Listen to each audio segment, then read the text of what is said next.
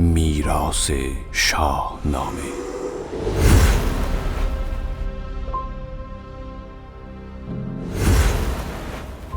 پادشاهی کیومرث.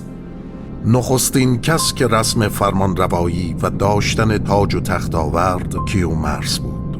ماه فروردین آغاز گشت، کیومرث نیز فرمانروایی آغاز کرد. منزلگاه او ابتدا کوهساران بود.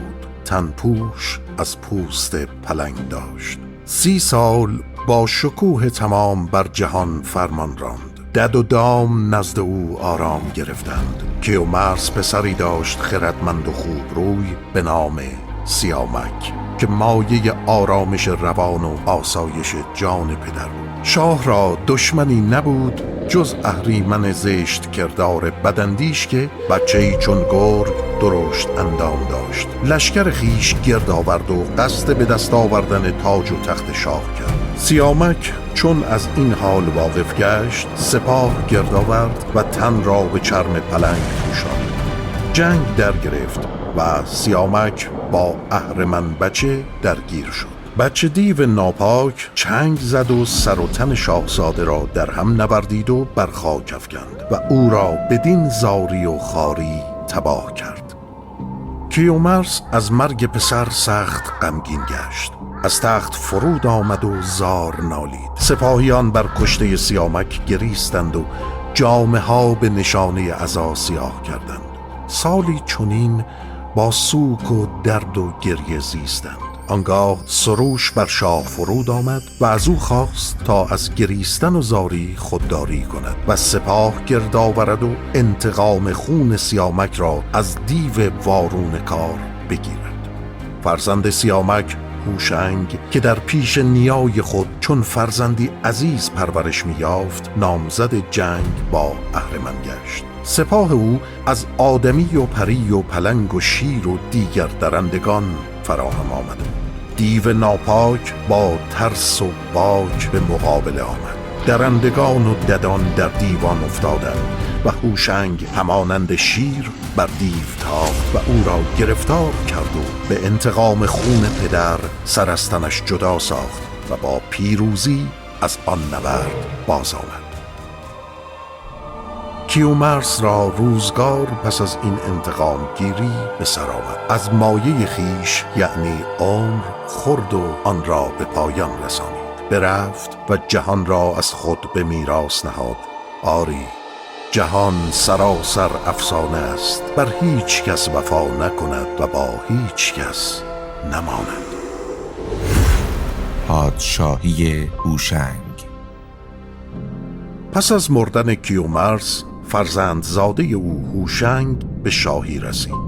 تاج بر سر نهاد و چون به جایگاه بزرگی نشست مردمان را گفت من فرمانروای 7 کشورم و به فرمان خدای توانا و دانا آماده عدالت گستری و بخشش هستم. پس به آباد کردن جهان پرداخت و داد ورزید. تا آن زمان خوردنی از میوه درختان بود. لباس از پوست جانوران و برگ درختان داشتند. آتش را از سنگ هوشنگ بیرون کشید. بدین گونه که روزی با گروهی در کوهسار میگشت. ناگاه مار سیاهی قوی و درازندام با چشمانی چون 2 چشمه خون سرخ به حرکتی سریع پیش روی او آمد. هوشنگ سنگی برگرفت و بر مار افکند تا او را بکشد. مار به چالاکی پیش از فرود آمدن سنگ بجست و کشته نشد، اما از برخورد سنگ پرتاب شده جرقه آتشی پدیدار گشت و هوشنگ راز به دست آوردن آتش را دریافت. شاه خدای را سپاس گفت و به مردمان یادآور شد که این فروغ و روشنایی ایزدی است که پروردگار جهان ما را هدیه فرموده است. آن را محراب پرستش قرار داد. شبانگام جشنی ترتیب داد و آتش افروخت و نام آن جشن را سده نهاد. سپس آهن از سنگ جدا کرد و با آهن پیشه آهنگری را بنیاد نهاد و تیشه و تبر و اره و دیگر ابزارهای لازم از آن ساخت. سپس کار کشتن و درو کردن و زرع آغاز گشت. همه کس توفیق یافت که از دست رنج خیش نان تهیه کنند. متعاقب این واقعه جاندارانی چون گاو و گوسفند و خر را به کار کشت و ورز گماشت و مردم را به پرورش و نگاه داشت آنها سفارش کرد و سالهای 40گانه سلطنت خود را در این کارهای خیر گذرانید.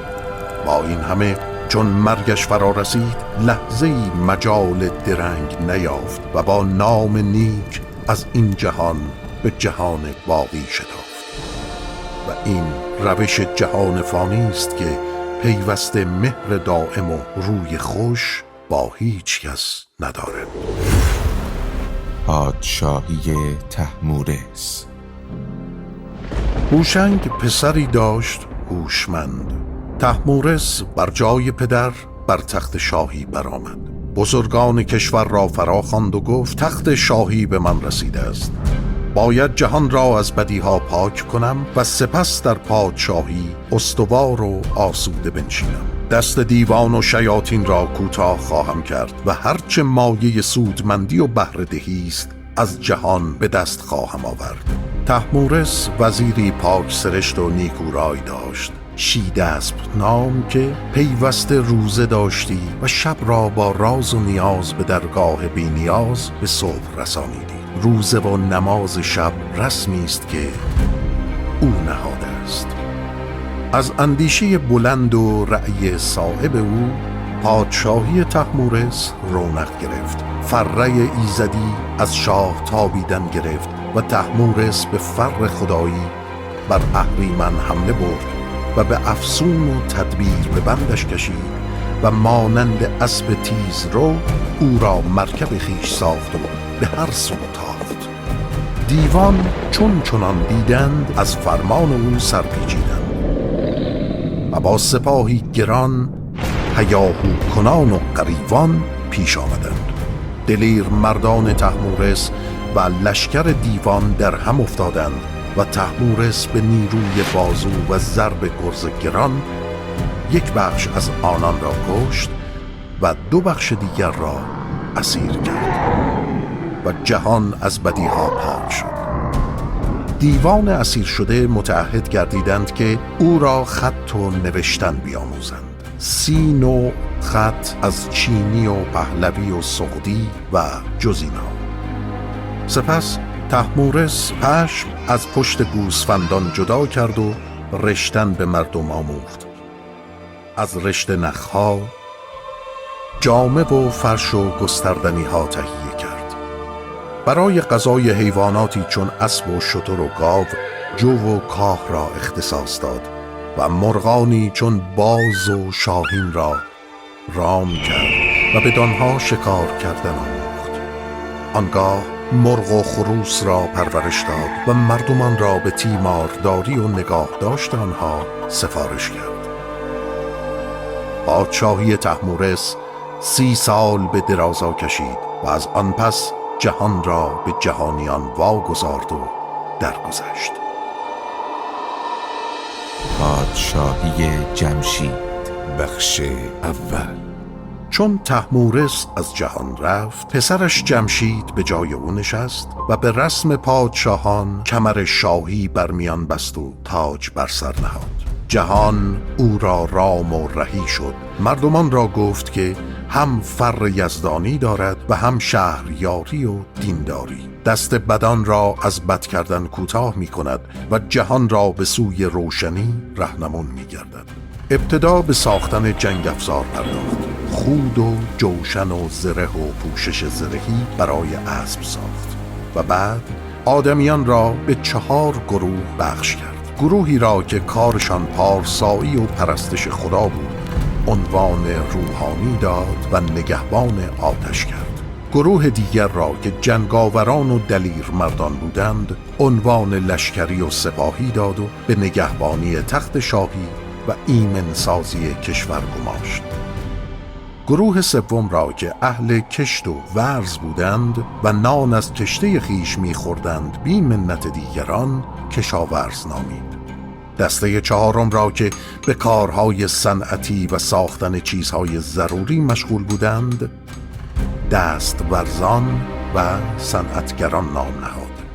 چون این امور سامان گرفت به دیوان دستور داد تا خاک را با آب سرشتند و از آن خشت ساختند و از خشت و سنگ و گچ کاخ و گرمابه و خانه ترتیب داد. آنگاه در معدنها کاویدن گرفت و گوهرها چون یاقوت و زمرد و سیم و زر یافت و به کار برد. سپس به خوشبویها و عطرها روی آورد و بعد به چاره دردها و درمان بیماریها پرداخت و پزشکی را باب کرد. سپس کشتی ساخت و از کشوری به کشور دیگر از روی آب سفر کرد. پس از این کارها تختی بلند ساخت و گوهرهای بسیار بر آن نشانید و بر آن تخت نشست و دیوان را فرمود تا آن را برداشتند و به هوا بردند. مردمان بر او گوهر افشانی کردند و چون سر سال نو و روز آغاز فروردین ماه رسید فرمان داد تا جشنی بزرگ برپا کردند و خود بر تخت نشست و آن روز را روز نو نامید. جشن نوروز این چنین از او یادگار ماند. پادشاهی جمشید. بخش دوم. دیوان شاه را بر تخت نشانده به هوا می بردند. مردمان نیز آسوده و بی درد و رنج بودند. چون دیر زمانی برآمد جمشید شاه به خود توجه کرد. شکوه و جلال خود را در نظر آورد. خودپسندی و تکبر و منیت اندک اندک سراسر وجود او را فرا گرفت. بزرگان و گرانمایگان لشکر را پیش خواند و به دیشان گفت که گیتی را به خوبی آراستم و همه چیز حتی خواب و راحت شما از من است و چون چنین است باید به من بگروید و مرا خداوند بخوانید. این حال و خیال باعث گشت تا فر یزدانی از او جدا شد و مردم آرام آرام از وی روی گردان شدند. جمشید چون چنین دید از کرده و گفته پشیمان شد، اما خداوند بر او خشم گرفته بود و پیوسته فر او میکاست و جلالش کاستی میگرفت. و این هنگام بود که ضحاک ماردوش پدیدار گشت. در دشت سواران نیزه گذار یعنی سرزمین اعراب امیری میزیست نیکوکار و خداپرست به نام مرداس. پسری داشت به نام ضحاک که بیور اسب نیز نامیده میشد. بیور معنی 10,000 دارد و او این تعداد اسب داشت و شب و روز را بر پشت زین میگذرانید. ابلیس روزی به صورت مردی نیکخواه بر او ظاهر شد. در جوان افسونها دمید که پدر بر تو ستم کرده است. نیک پیداست که عمری دراز خواهد داشت و جوانی چون تو که شایسته فرمان روایی است ناگزیر باید بیکار به سر برد. ضحاک از او چاره کار خواست. ابلیس گفت اگر با من پیمان کنی که سخنم را بشنوی و به کار بندی و راز مرا فاش نسازی تو را به فرمان روایی خواهم رسانی. ضحاک پیمان بست. ابلیس گفت باید پدر را از میان برداری و نابود سازی. ضحاک بر خود لرزید و از انجام دادن پیشنهاد ابلیس سرباز زد. ابلیس گفت چون با من پیمان کرده ای به عنوان پیمان شکن شهره و بدنام خواهی گشت. ضحاک ناگزیر به ابلیس روی موافق نشان داد و به نابود ساختن پدر تن داد. استاد توس بر آن است که راز نژاد پسری را که به کشتن پدر هم داستانی کند از مادرش باید پرسید. چه معتقد است که فرزند حقیقی هر اندازه که بد باشد و گستاخ به مرگ پدر رضا نخواهد داد. پادشاهی ضحاک. بخش اول. در سرای مرداس باغ با صفایی بود و آن مرد خداپرست شب هنگام بی آنکه چراغی افروزد به آن باغ می رفت و سر و تن می شست و به نیایش می پرداخت. ابلیس در راه او چاهی کرد. مرداس شبنگام در آن چاه افتاد و کشته شد. ضحاک به جای وی بر تخت فرمانروایی نشست. ابلیس بار دیگر به صورت جوانی نزد او رفت و گفت: آشپزی ماهرم، می توانم برای تو غذاهای خوشمزه و گوناگون تهیه کنم. آن زمان خوردنی ها از رستنی ها بود، گوشت خورده نمی شد. ابلیس نخست از پرندگان و ماهیان غذاهای لذیذ تهیه دید و سپس از گوشت گوساله کباب تهیه کرد. خورش‌های با مزه و لذیذ آماده نمود و ضحاک را خوشحال و سرمست ساخت. ابلیس سرانجام روزی از او تقاضا کرد اجازه یابد که بر دو کتف شاه بوسه بزند، که این را افتخار زندگانی خود می شمارد. ضحاک خواهش او را برآورد. ابلیس بر دو دوش ضحاک بوسه زد و در دم به زمین فرو رفت و ناپدید شد. از جایگاه بوسه او دو مار رست و پیوسته بزرگ و بزرگتر شدند. آن دو را قطع کردند، اما باز رستند و ضحاک از آن سخت در رنج افتاد. ابلیس سوم بار به صورت پزشکی نزد او رفت و گفت: علاج ماران قطع کردن آنان نیست، درمانشان است که از مغز سر آدمیان به آنها غذا داده شود تا بزرگتر نشوند و رنج نرسانند. غرض او آن بود که زمین را از نژاد آدمیان خالی سازد. پس به دستور ضحاک هر روز دو جوان را می کشتند و از مغز سر ایشان به ماران دوش او غذا می دادند. این واقعه آن هنگام بود که مردمان از جمشید روی گردان شده بودند. شکایت از او به ضحاک بردند و از وی دعوت کردند که بیاید و سلطنت را بپذیرد و بر آنان شاه شود. ضحاک ماردوش به ایران تاخت و تاج بر سر نهاد و زمام امور در دست گرفت. جمشید از بیم گریخت و چند سال گرد جهان ناشناس بگشت. سرانجام او را در کنار دریای چین یافتند و به دستور ضحاک او را با اره از میان به دو نیم کردند و روزگارش را به سر آوردند. میراث شاهنامه، پادشاهی ضحاک، بخش دوم.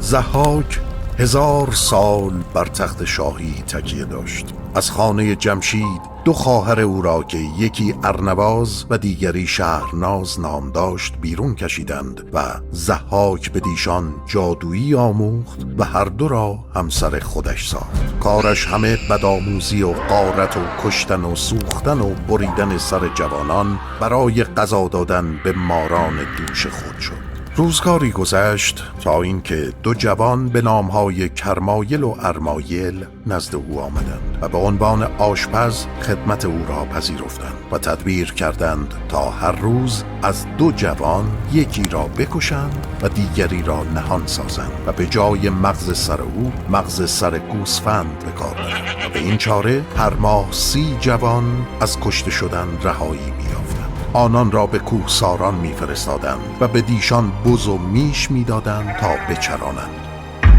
کردان از نژاد این جوانان هستند. شبی ضحاک در کنار ارنواز خفته بود. به خواب دید جوانی دلیر، جنگاور و پهلوان با گرزی که در دست داشت بر سر و روی او کوفت، دو دستش را استوار بست و به البرز کوه برد و آنجا به بندش کشید. ضحاک فریادی سهمگین برکشید و از خواب بجست. همسران وی شگفت زده شدند و کوشیدند او را آرام سازند. ضحاک از دلداری ایشان اندکی آرام گرفت. سحرگاهان ستاره شناسان و منجمان را فرا خواند و شرح خواب خود با ایشان بگفت، اما جرأت بیان واقعه و حقیقت خواب نکردند. ناگزیر مقدم آنان که زیرک نام داشت دلیری کرد و گفت: تعبیر آن است که کودکی به نام فریدون از مادر زاده خواهد شد، در کوهسار پرورش خواهد یافت و چون به مردی رسد سپاه بر او گرد خواهند آمد و بر تو خواهد تاخت و در دماوند کوه به بند خواهد کشید. ضحاک پرسید این جوان کیست و از من چه کینه به دل دارد؟ گفت پدر او را به دستور تو خواهند کشت تا از مغز سرش خوراک ماران دوش تو را ترتیب دهند و نیز گاوی را که وی به شیر او پرورش خواهد یافت خواهی کشت. ضحاک به چاره برگرداندن بلا از خویش دستور داد هر جا کودکی به جهان آید او را از میان بردارند. در این گیر و دار آبتین پدر فریدون به دست دژخیمان ضحاک گرفتار و کشته شد.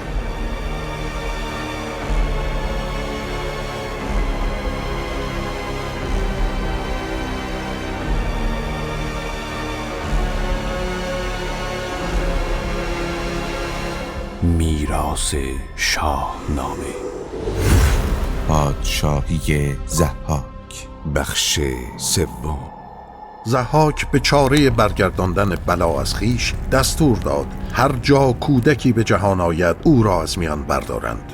در این گیر و دار آبتین پدر فریدون گرفتار و کشته شد. فرانک همسر وی فرزند خود را برگرفت و به مرغزاری برد تا از شیر گاو برمایه پرورش یابد. چند گاهی گذشت و ضحاک همچنان در جستجوی فریدون بود تا روزی خبر کودک و گاو برمایه بدو رسید. قصد کشتن آن دو کرد. فرانک از عزم ضحاک آگاه شد، کودک خود را برگرفت و به البرز کوه برد و به مردی پارسا و پرهیزگار سپرد تا از گزند شاه ماردوش در امان ماند.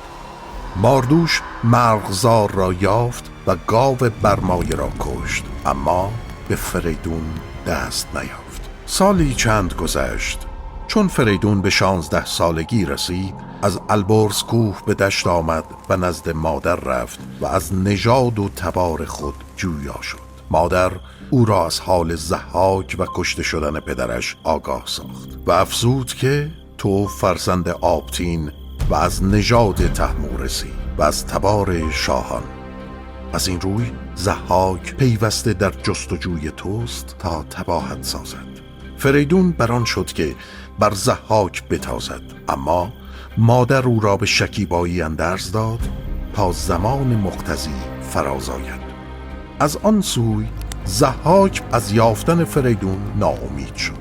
بزرگان کشور را گرد آورد و دستور داد تا محضری بنویسند بدین مضمون که او شاهی دادگر و خدا ترس و نیکوکار است. از حاضران مجلس خواست که بر آن نوشته گواهی نویسند. اما همان دم از در بارگاه مردی با قد آخته به درون آمد و بر ضحاک بانگ زد که ای شاه بیدادگر، مردی آهنگرم و کاوه نام دارم.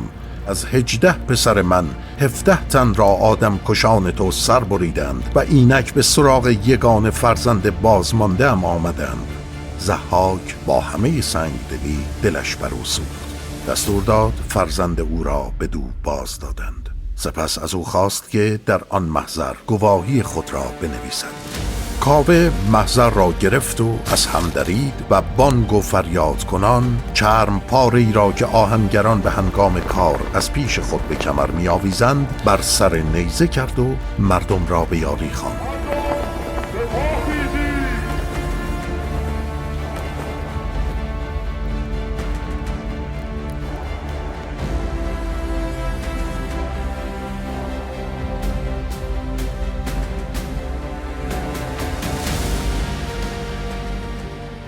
میراث شاهنامه پادشاهی ضحاک بخش چهارم. کاوه مردم را به یاری خواند و چون از جایگاه فریدون آگاه بود با جمعیتی انبوه که بر او گرد آمده بودند نزد او رفت و از او خواست بر ضحاک بتازد و کار او را بسازد. فریدون نزد مادر رفت تا با او ودا کند. مادر گنجی که از شوهر و نیاگانش داشت و نهان کرده بود به فریدون داد. چرم پاره کاوه را که بر سر نیزه بود به گوهرها و حریرهای الوان زینت داد و آن را درفش کاویان نامید و سپس با آن گنج لشکریانی فراهم ساخت و با 2 برادر مهتر خود به سوی ضحاک در حرکت آمد. در میان راه پای کوهی برای آسایش و استراحت توقف کرد. دو برادر بر فریدون که از آنان خردتر بود حسد بردند و قصد کردند تا او را تباه سازند. پس سنگی از کوه جدا و به پایین سرازیر کردند تا بر فریدون خفته افتد و او را بکشند. فریدون با تعلیم سروش آن سنگ را در میان راه به افسون از حرکت باز داشت. برادران دانستند که کار وی ایزدی است و فریدون با آنکه از نیت بد برادران آگاهی یافت بر ایشان نگرفت. پس همگان روی به راه نهادند تا به دژ هوختگنگ که مقر سلطنت ضحاک بود برسند. در راه به کنار رود اروند رسیدند و از نگهبان رود کشتی خواستند تا از آب بگذرند. رودبان گفت جز با نامه‌ای به مهر ضحاک مجاز نیست به کسی کشتی دهد. فریدون اندیشه نکرد، با اسب به آب زد و یاران او نیز چنین کردند و از آنجا بیدرنگ به سوی ضحاک تاختند. فریدون به شهر وارد شد، طلسم ضحاک را به نیرو و فر یزدانی باطل کرد و به بارگاه او درآمد و به شبستان او رفت. ضحاک به طلب فریدون سوی هندوستان رفته بود.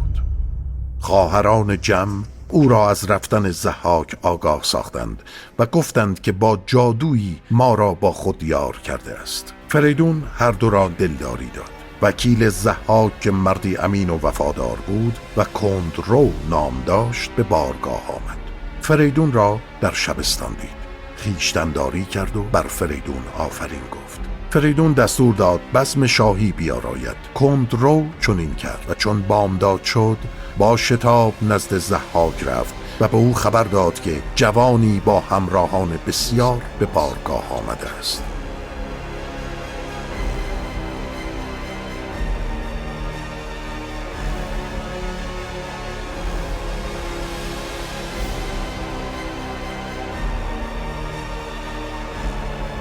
میراث شاهنامه. پادشاهی ضحاک. بخش پنجم. وکیل ضحاک که مردی امین و وفادار بود و کندرو نام داشت به بارگاه آمد. فریدون را در شبستان دید، خویشتن‌داری کرد و بر فریدون آفرین گفت. فریدون دستور داد بزم شاهی بیاراید. کندرو چنین کرد و چون بامداد شد با شتاب نزد ضحاک رفت و به او خبر داد که جوانی با همراهان بسیار به بارگاه آمده است. ضحاک گفت ممکن است مهمان باشد، مهمان را گرامی باید داشت. کندرو گفت همه کاخهای تو را در اختیار گرفته است. ضحاک گفت مهمان گستاخ و خودمانی محبوب‌تر است. کندرو گفت این همه درست، اما چگونه مهمانی است که به شبستان تو وارد شده و با همسران تو نشست و برخاست می کند؟ از این سخن ضحاک آشفته شد، شتابان به سوی پایتخت در حرکت آمد. شبانگاهی بدانجا رسید و به جادویی از باره شهر به درون رفت.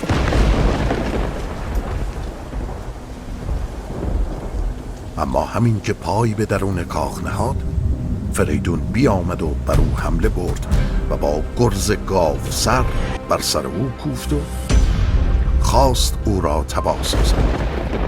این هنگام سروش از آسمان فراز آمد و گفت زمان مرگ این ستمگر فرا نرسیده است، او را مزن، اسیرش ساز. فریدون دو دست ضحاک را محکم ببست و به راهنمایی سروش او را به البرز کوه برد و در دماوند کوه به بند کشید و جهانی را از ستم او رهانید. پس مردمان بر فریدون گرد آمدند و بر او به شاهی سلام و آفرین کردند و بدین سان ضحاک پس از 1000 سال ستمگری سرنوشتی چنین نامبارک یافت و فریدون فرخ با نیک نامی بر تخت سلطنت تکیه زد. فریدون فرشته نبود، بشری بود همانند دیگر فرزندان آدم، اما داد و دهش او را فرخ و نیک نام کرد. با این حال این چنین فرخنده مرد که شاهی را از کف ضحاک ستمکار برون کرد، سرانجام همه چیز و همه کس را رها ساخت و به خاک رفت. این سرنوشت همگان است، خواه فرمان روا باشند و خواه فرمانبر باید گذاشت و گذشت.